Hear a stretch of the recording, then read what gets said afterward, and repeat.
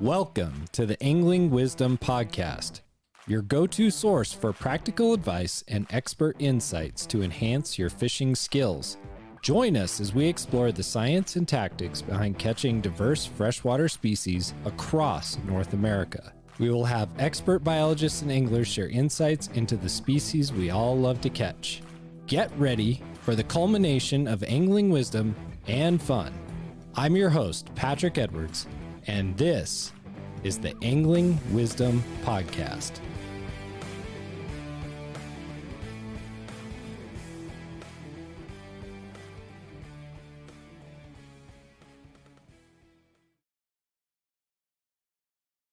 Welcome to another episode of Angling Wisdom. I'm so glad that you've joined us today, and today's topic is going to be one that you're either going to love or you're going to hate. But hopefully you'll listen to it because it's going to be interesting. I guarantee it. We're going to talk about carp today. A little bit of the history, some of the loves and hates that people have, explaining why people have a love-hate relationship with carp. And we're going to talk about what they do to the ecosystems, how they got here, all those types of things. And we're even going to talk a little bit about if you can eat them or not. So we're going to talk about carp today, but first I want to talk about our sponsor, which is PK Lures. Again, thank you to PK for sponsoring this podcast. If you haven't been to pklure.com, go check it out. You can get 20% off of your order by using the code WISDOM at checkout. They have a lot of great lure options. If you're out there going for trout, walleye, bass, crappie, you can find something at pklure.com that'll help you out. Recently, we went to Keyhole. You can see that in the previous episode. We caught them on cranks trolling, and I actually took my family again, and we did that a few weeks later, and it worked again. The PK Ridgeline Gen 2 is killer. Go to pklure.com, use the code WISDOM at checkout, get 20% off. All right, let's talk about carp. Carp, for me, have always been a species that I absolutely hated. The reason for that is my whole life, everybody says they're an invasive species, they're horrible. We don't want them here. They shouldn't have been here in the first place, and they're hard on the ecosystem. And that is true in a lot of places. They've messed up some bodies of water, but they're everywhere. And so the reality is that carp are all over the place. Just about anywhere in North America, you can find a carp population someplace. Now, what I appreciate about carp is they are really fun to catch. They fight really hard. They tend to be pretty good sized. And I found out a couple of years ago, they actually can be prepared for eating. So we'll talk about that too. But first, let's talk about the history of carp, because I've heard over the years lots of different things about how they got here, why they're here. So I did the research, and you can check out the show notes to see where I got my information. But carp have been here since about the 1870s. And the reason that carp were brought over here were twofold. The first reason being is that carp are super popular. I don't know if you know this, but super popular in Europe and in Asia. People love them for their fight. They love them for their qualities as a fish. They're very strong. They migrate through really tough conditions. That's why the Asians regarded them so high. And then, of course, they like to eat them as well. And then Europeans also fell in love with the fish. They brought them to monasteries. They brought them to castles, put them in private ponds. The aristocracy tended to have carp. And so they were held in high regard in Europe as well. A whole bunch of Europeans settled in the United States. And after the Civil War, under the Grant administration, people were begging for carp to be stocked across the United States. So you have to ask yourself, why were people begging for carp to be stocked? The answer is pretty simple. Western expansion was really hard on a lot of the natural ecosystems. All right. There were a lot of swamps, a lot of areas that they drained that had native fish species like pike, sauger, walleye, those kind of things. And Western expansion was tough on those native fish species. Plus, a lot of them were subsistence. So they would catch fish until they couldn't catch fish anymore because they were feeding their families, they were eating them. And they were also polluting. So during that time, people were going after gold. They were going after all kinds of different things. And it was really hard on the environment. It was hard on native fish, who most of our native fish can't handle turbidity in the water. They can't handle a lot of the things that happened as a result of westward expansion. But people knew that carp were tough. And anybody that's ever caught a carp knows carp are about the toughest fish on the planet. I say carp and catfish are probably two of the toughest fish out there. And you can have them in hot water, warmer water, turbid water, cold water. They tend to survive no matter what. Whereas a trout, you look at it wrong and it dies. Carp are the antithesis of that. They are really tough. And so there was this huge push for it.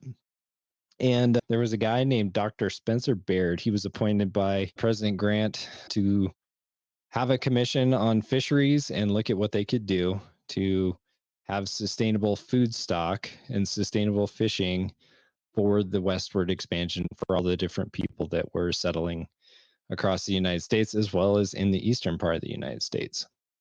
So the very first big batch that was brought in by the government was brought into Baltimore and Maryland area, and they only stocked a few.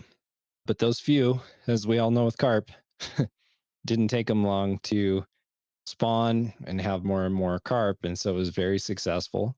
People really enjoyed eating carp. So it was very popular. And then what happened is there was also a guy who stocked them in California. His name was Julius Pope. And he wanted to have a fish farm with carp. And so he stocked a few. And then before too long, he had a whole bunch. He had an abundance of carp, and they were selling that carp meat back then. This is in the late 1800s. Keep in mind, people didn't make a lot of money. But they were selling it for $1 a pound. So a lot of you are probably thinking, man, people actually ate carp. The fact is, people eat carp all over the place. In most places of the world, the United States is just not as popular. And here's why. At least this is the theory. Obviously, I wasn't alive back then, so I can't tell you the full story because I wasn't there. But from what it sounds is that because carp do really well, as they started to stock them all over the country, they went from being the food of the aristocracy, which at the time in New York restaurants, you could buy carp and it cost more than halibut. So it was very much something that the rich people ate. But as soon as all the ponds, lakes, streams started to fill up with carp, the poor people started eating carp too.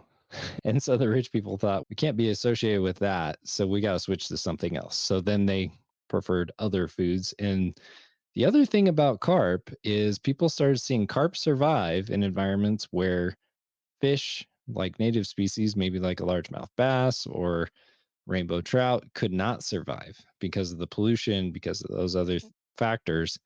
And because of that, they got a bad reputation and they were called a trash fish. Almost everyone who's heard of carp or has talked about carp has heard the term trash fish.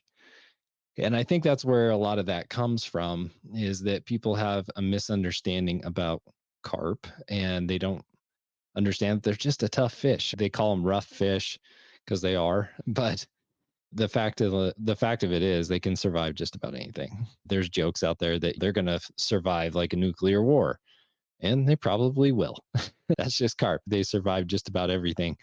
But that's how they got here. And it didn't take long for the United States to go, this probably isn't a good thing for the species that have already been here. And because they weren't rebounding, right? Because the pollution, because all the things that had happened, the carp were doing fine, but the rest of the fish were not. And so then they started doing focused efforts on the other fish, the actual fish that belong here. And so carp got a bad reputation. And so my whole life I've been told carp are horrible, carp are trash fish. And I really started to question that. My friend Seth, he actually brought me some smoked carp a couple of years ago. I tried it. It was excellent. And I realized there's a reason that the Europeans wanted to have them over here. They do taste good. They have a ton of bones in them, but they are absolutely delicious to eat if done properly. And of course, where you catch them probably matters quite a bit. I'm lucky I have places where I can catch them that the water is in good condition. That's not the case everywhere in the United States. And some of you have probably tried carp and went, that was one of the most disgusting things I've ever had. Or those things are so bony, I don't want to eat them. But that's how carp got here. So now you have a little bit of the history of how they ended up in the United States and why they ended up in the US. At the time when Dr. Baird was looking on the commission, bringing carp here, he was getting about 2,000 letters a year for people requesting carp to be stocked across the area in their areas in private ponds and lakes, streams, all those things. And they did take over. So some of the common problems with carp that a lot of you probably have already seen is that they're really tough, they're resilient, and they spawn, and they can spawn up to 4 times per year. Which I read that in this article and I was like, that's crazy. That's a lot because you think about most fish species, they're spawning once a year. They're spawning in the springtime and they're done. And that's not the case with carp. They can continue to spawn.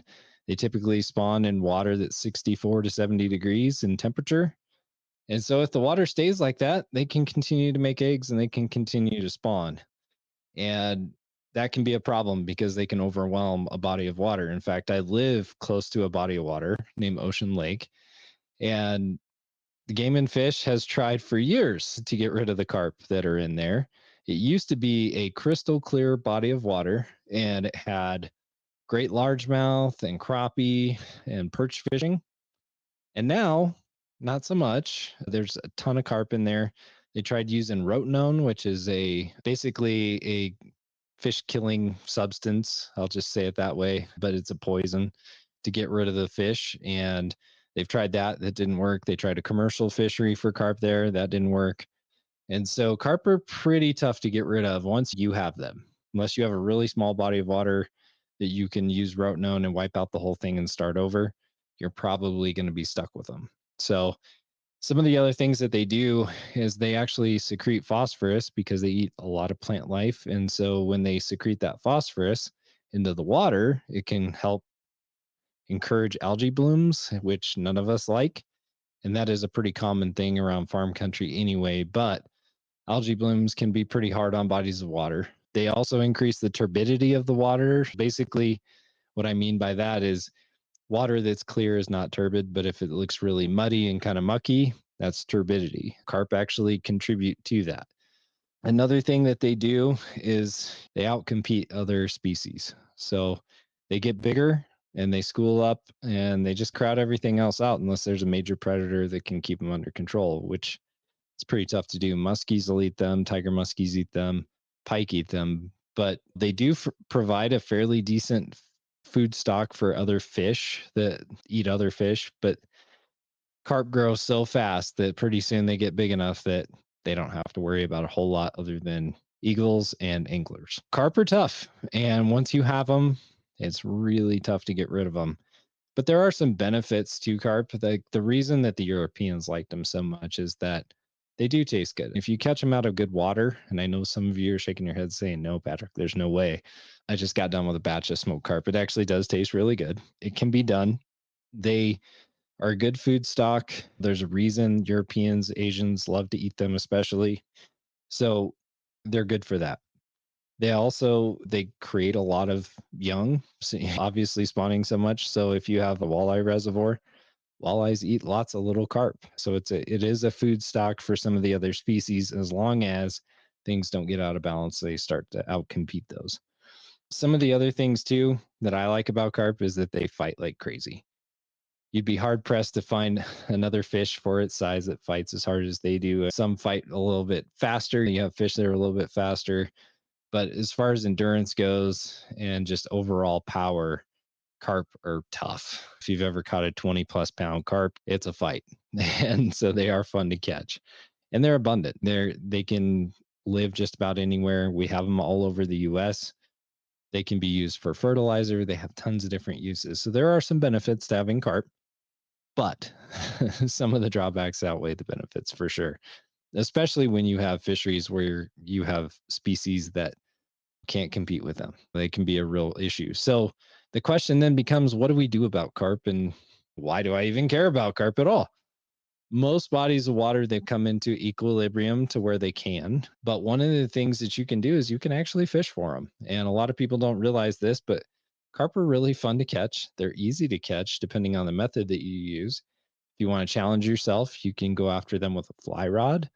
I know a lot of people that have done that. They like woolly boogers. They like things that imitate little crawfish because they are omnivores. They eat just about anything. They don't just eat on the bottom. A lot of people think that carp exclusively eat on the bottom. Now, they do eat a lot on the bottom.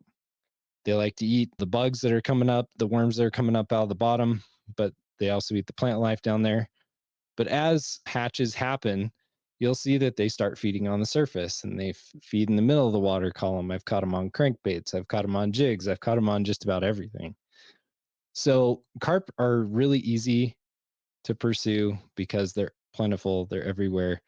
There's lots of different methods, but I learned about a method that I'm going to tell you about, and that's the focus of this, is if you actually want to go out and target them. I found a method on YouTube from the Catfish and Carp channel, so I'll give them a shout out. It works amazing, and it's called using a pack bait. And so this winter it was cold and nasty, and I had a shoulder surgery, so I was sitting around watching some YouTube on the weekends because I couldn't fish. And I wanted to learn about carp fishing. And so I learned about pack baits.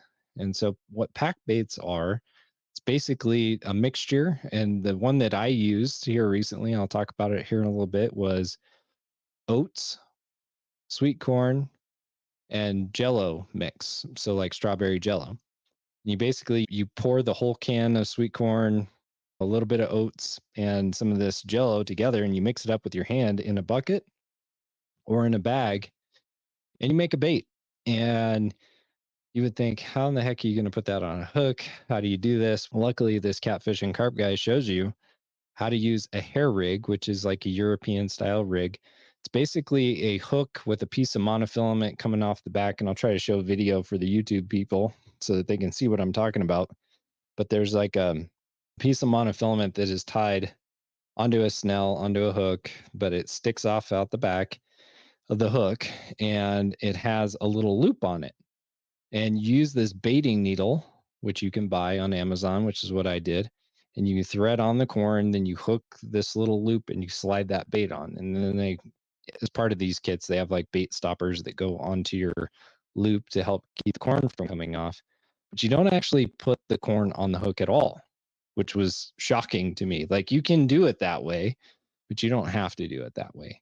The other thing that I got as part of this pack bait system is there's these things that you can buy called method leads. And what it is, it's basically a plastic cage with a piece of lead poured into it. And what that does is it allows you to pack that mixture onto there. And then you can put your hook into that mixture to cast it out. And what happens is when that mixture and that method lead goes down to the bottom, it sits flat on the bottom, and the carp can smell and taste that jello mix and the sweet corn and the oats in the water, and they come over to eat it because they really like that for whatever reason. And they'll start nibbling around, and that pack bait slowly starts to dissolve in the water. What happens is they'll find that string of corn that you put on that hair rig, they'll suck that up. And as they turn to swim away, that hook gets them right in the corner of the mouth. It's really sweet. I didn't believe that it would work until I actually went out and did it, and it was amazing. It worked really well.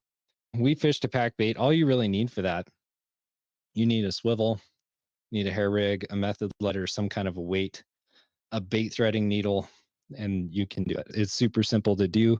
Go check out that guy's channel. He's got 1 million+ followers, so you can see what all he's been doing, but it's quite cool and it's really fun and it's super, super easy to do. Anybody can do it. The reason that pack bait works so well is, again, it gives off the scent, which carp have amazing olfactory. They can smell really well in the water, so they can taste as well because they have those barbels. So they can figure out where your bait's at pretty quickly. And we actually did this at Keyhole. It was really windy. We had been catching walleye and crappie, and it was just super windy out. And so we went and parked the boat, went down to the shore, and I saw that there were carp down there. And so we threw out some pack baits on the bottom, and it wasn't long. And the carp started coming in, and it was super exciting because we were fishing in maybe 1.5 feet of water, but you could watch the carp come up and hit the bait. That is super fun and exciting to watch them come up and forage around and grab that corn and then take off and then hook themselves. That was really cool. We also had a goal this year. And so I want to talk about the impetus of why we were trying to fish for carp. Every year, the Kiwanis Club here in Riverton, where I live, has a fishing derby for kids.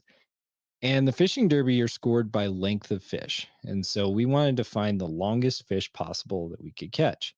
In this body of water, there's largemouth bass, there's stalker rainbow trout, there's a handful of channel catfish, there's green sunfish, there's yellow perch, and there's carp.